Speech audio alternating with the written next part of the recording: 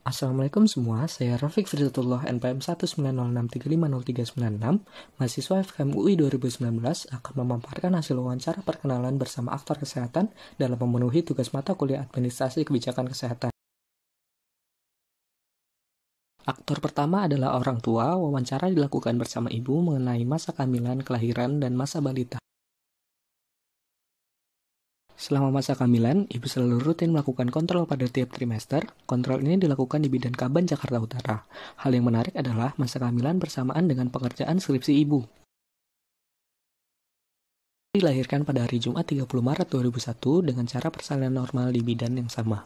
Berat lahir 2,4 kg dan panjang badan 4,8 cm. Hal menarik pada saat ini adalah waktu kelahiran sebulan setelah ibu wisuda S1 di Semarang. Selama masa balita, ibu rutin membawa ke posyandu untuk dilakukan pemeriksaan bayi rutin. Semasa balita ini pula, saya pindah rumah dari Jakarta Utara ke Jakarta Timur. Pada saat itu, di Jakarta Timur masih jarang posyandu disebabkan kondisi pengembangan masyarakat belum merata, sehingga frekuensi pengasihan KMS menjadi lebih jarang. Berikut adalah KMS saya semasa balita dulu. Beranjak ke aktor yang lebih tinggi yaitu kadar kesehatan. Saya berkenalan dengan Ibu Laila sebagai anggota PKK RW 1 Bululor yang bertugas mendata keluarga PK 2021. Baik, terima kasih Saudara Rofik. Assalamualaikum warahmatullahi wabarakatuh. Perkenalkan, saya Laila Makfira.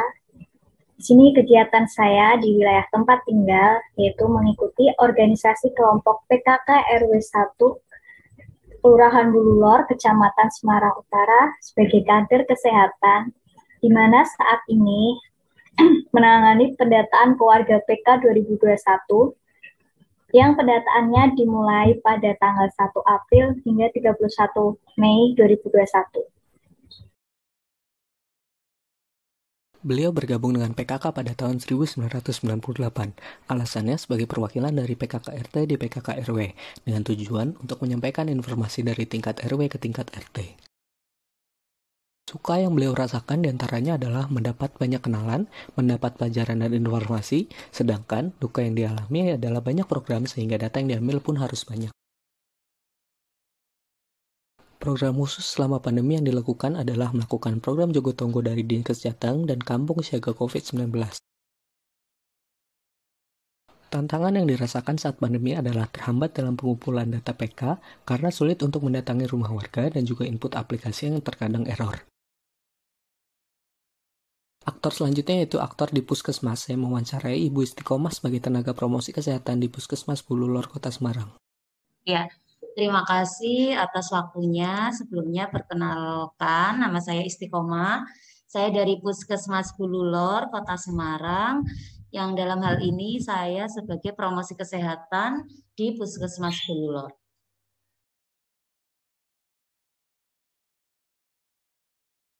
Awal bergabung pada 8 Juli 2019 merupakan lulusan FAM Peminatan PKIP dan ditugaskan pada bagian Promkes oleh Dinkes Kota Semarang.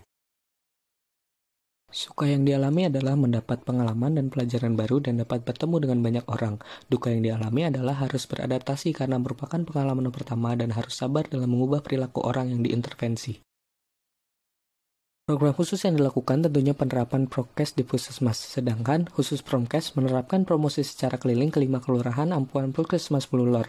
Dilakukan pula razia masker gabungan lintas sektor dengan sanksi bagi pelanggar menyanyikan lagu wajib nasional dengan pengeras suara. Tantangan saat pandemi adalah ketidakpercayaan masyarakat terhadap adanya COVID. Promosi untuk melakukan 3M perlu waktu dan monitoring terus-menerus. Selain itu, dipengaruhi pula oleh bermacam-macam sifat dan perilaku di masyarakat. Aktor selanjutnya merupakan bendahara pengeluaran di Dinas Kesehatan Provinsi Jawa Tengah, yaitu Ibu Mujana. Terima kasih Saudara Rafiq. Perkenalkan, nama saya Mujana. Saya bertugas di Dinas Kesehatan Provinsi Jawa Tengah, Jalan Pere Tendian nomor 24 Semarang, bertugas di bagian subbab keuangan sebagai bendahara pengeluaran Dinas Kesehatan Provinsi Jawa Tengah. Alasan dan perjalanan beliau sampai menjadi bendahara Dinkes diawali dari mendaftar lowongan bagi lulusan akuntansi dan manajemen, yang berarti di Dinkes terbuka juga peluang bagi lulusan selain ilmu kesehatan. Dulu masuk pada tahun 1994 dan diangkat menjadi PNS pada tahun 1995 dan ditempatkan di Balai Kesehatan Indra Masyarakat. Setelah itu tahun 2019 baru dipindah tugaskan ke Dinkes Jateng sebagai bendahara pengeluaran. Pemberlakuan protokol COVID-19 di Dinkes diantaranya 3M, cek suhu, hand sanitizer, untuk swab dan tes PCR dilakukan hanya pada kondisi ruangan yang salah satu pegawai yang terpapar COVID-19. Kemajuan pada 2021 adalah dengan adanya alat thermal detection. Vaksinasi pun sudah dilakukan. Dengan protokol seperti ini sepanjang 2020, pegawai Dinkes yang terpapar kurang dari 20 orang.